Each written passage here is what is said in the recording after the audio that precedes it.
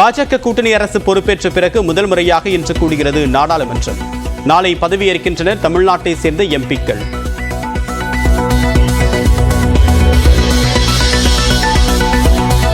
தற்காலிக சபாநாயகருக்கு உதவும் குழுவில் இடம்பெற மாட்டோம் என்று இந்தியா கூட்டணி கட்சிகள் அறிவிப்பு. காங்கிரஸ் கட்சி உறுப்பினருக்கு தற்காலிக சபாநாயகர் பொறுப்பு வழங்கப்படாததால் ஏற்க மறுப்பு. நீட் தேர்வு முறைகேடுகள் குறித்து வழக்கு பதிவு செய்தது சிபிஐ. புகாருக்கு உள்ளான 63 மாணவர்கள் தகுதி நீக்கம்.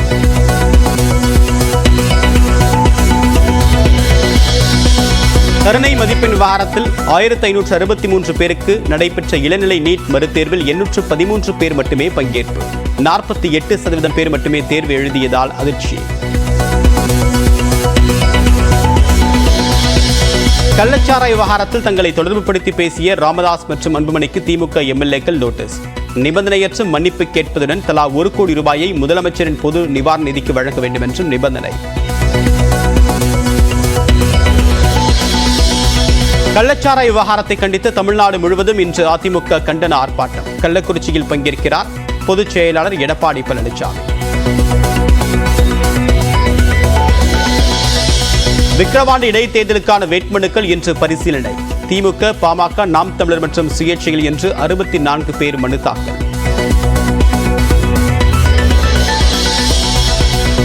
நீட் தேர்வில் குளறுபடியால் தற்காலிக தீர்வாக 12ஆம் வகுப்பு மதிப்பெண் அடிப்படையில் மருத்துவ கலந்தாய்வு நடத்த வேண்டும். நீட்டின் பாதிப்பு குறித்து ஆய்வு செய்ய அமைக்கப்பட்ட குழுவின் உறுப்பினர் ஜவஹர் நேசன் வலியுறுத்தல். இலங்கை கடற்படையால் கைது செய்யப்பட்ட ராமேஸ்வரம் மீனவர்கள் 22 பேருக்கு ஜூலை 5ஆம் தேதி வரை நீதிமன்ற காவல். மீனவர்களை விடுவிக்க கோரி இன்று ஒருநாள் அடையாள வேலை நிறுத்தம் அறிவித்த சக மீனவர்கள்.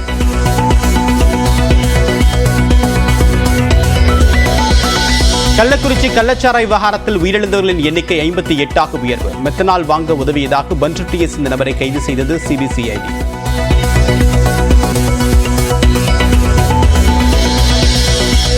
மயிலாடுதுறை, கோவை மாவட்டங்களில் பரவலாக மழை. திருவாரூர், செங்கல்பட்டு மாவட்டங்களிலும் மழை பெய்ததால் குளிர்ச்சியான சூழல்.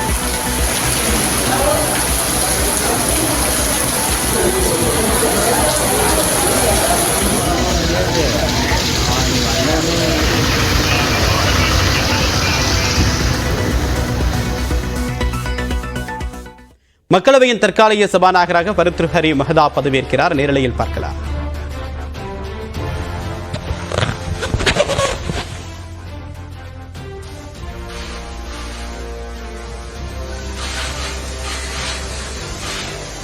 பாஜக கூட்டணி அரசு ஆட்சி அமைத்த பிறகு நடைபெறக்கூடிய முதல் நாடாளுமன்ற கூட்டத்தின் தொடக்க நிகழ்வு தற்போது நடைபெற்று வருகிறது.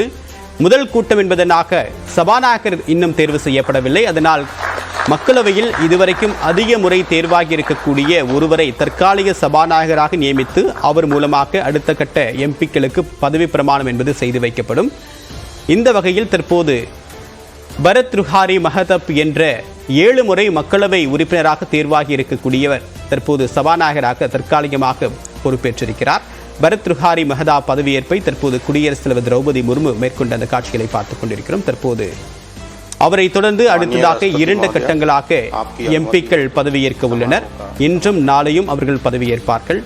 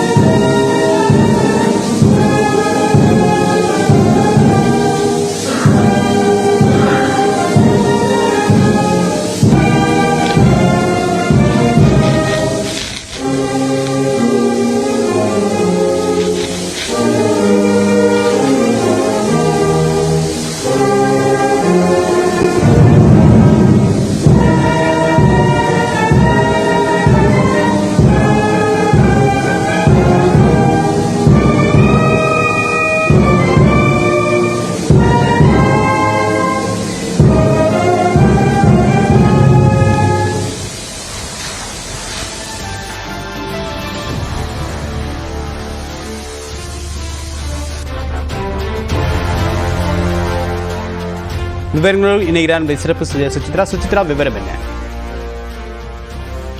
18வது மக்களவையினுடைய முதல் கூட்டம் இன்று அதிகாரப்பூர்வமாக தொடங்க உள்ள நிலையில் அதற்கு முன்னதாக தற்காலிக சபாநாயகராக தற்பொழுது ஒடிஷா மாநிலத்தை சேர்ந்த பாஜக எம்பி பர்த்ருஹரி மஹதாப் தற்பொழுது அதிகாரப்பூர்வமாக பொறுப்பேற்றுள்ளார்.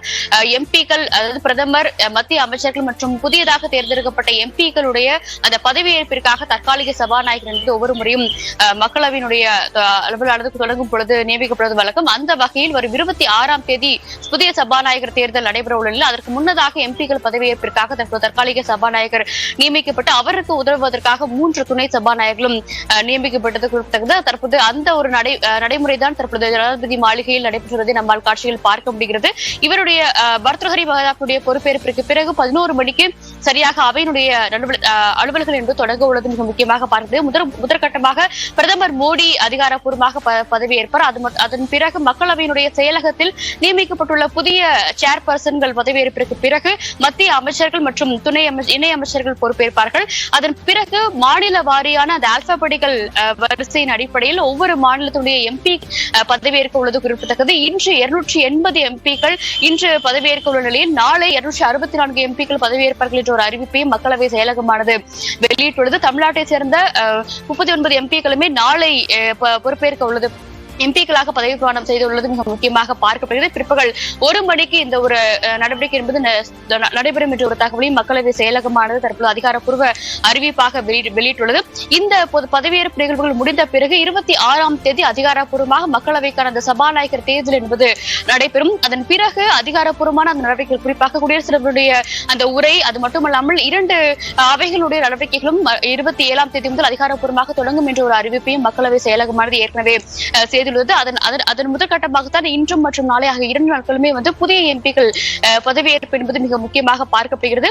குடியரசுத் தலைவருடைய அதிகாரப்பூர்வ உரை என்பது 27ஆம் தேதி காலை 10 மணிக்கு நடைபெறும் என்ற ஒரு தகவலையும் நலன்படத்தினுடைய செயலகமானது உறுதிப்படுத்தியுள்ளது. அதன் பிறகு குடியரசுடைய அந்த உரை மீதான விவாதங்கள் நடைபெற்று ஜூலை 2 மற்றும் 3ஆம் தேதி ஆகிய 2 நாட்கள் பிரதமர் மோடி மக்களவை மற்றும் மாநிலங்களவையில் அவர் பதிலளிப்பார் என்ற ஒரு தகவலும் தற்போது அதிகாரப்பூர்வமாக நாடாளுமன்ற விவகாரத்துறை அமைச்சகத்தால் உறுதிப்படுத்தப்பட்டுள்ளது. தேவா, சுச்சி, இப்ப இந்தியா கூட்டணி எம்பிக்களுடைய நிலைப்பாடு என்ன? அவங்க தற்காலிக உதவியாளர் இந்த பொறுப்பை ஏற்க மறுத்திருக்காங்க. அவங்களுடைய நிலைப்பாடு என்ன? இந்த நாடாளுமன்ற கூட்டத்துக்கு அவங்க என்ன திட்டம் வச்சிருக்காங்க? மிக முக்கியமாக இந்தியா கூட்டணியை பொறுத்தளவில் முதற்கட்டமாக இந்த தற்காலிக சபாநாயகர் பொறுப்பினுடைய அந்த பொறுப்பு என்பது பாஜகவை சேர்ந்த 7 முறை எம்பியாக தேர்ந்தெடுக்கப்பட்ட பர்த்ருஹரி மஹதாப்க்கு வழங்கப்பட்டதற்கு கடும் எதிர்ப்பை அவர்கள் ஏற்கனவே முன்வைத்துள்ளார்கள். அவருக்கு உதவுவதற்காக நியமிக்கப்பட்ட 3 எம்பிக்கள், குறிப்பாக காங்கிரஸ், திரிணாமுல் மற்றும் திமுகவை சேர்ந்த 3 உதவி சபாநாயகர்களுமே தங்களுடைய பொறுப்புகளை ஏற்க மாட்டோம் என்ற ஒரு கடிதத்தை நாடாளுமன்ற விவகாரத்துறைக்கு ஏற்கனவே எழுதியிருந்தார்கள். அதனை முன்னிட்டுதான் தற்பொழுது இன்று காலை முதல் நாடாளுமன்றத்துறை விவகாரத்துறை அமைச்சர் கிரண் ரிஜிஜு 3 தற்காலிக உதவி சபாநாயகர்களையும் நேரடியாகவே சந்தித்து இந்த பொறுப்பை அவர்கள் ஏற்க வேண்டும் என்ற ஒரு கோரிக்கையை அவர் முன்வைத்துள்ளது மிக முக்கியமாக பார்க்கப்படுகிறது. அது மட்டுமல்லாமல் இந்த ஒரு பொறுப்பு என்பது அவர்களுடைய தனிப்பட்ட பொறுப்பாக கருத முடியாது. அது மட்டுமல்லாமல் இந்த எம்பிக்கள் அனைவருமே எந்த ஒரு பிரச்சனையும் இன்றி தங்களுடைய அந்த ஒரு பொறுப்புகளை வகிக்க வேண்டும் என்ற ஒரு கோரிக்கையை தான் அவர்கள் முன்வைத்துள்ளார்கள். தேவா.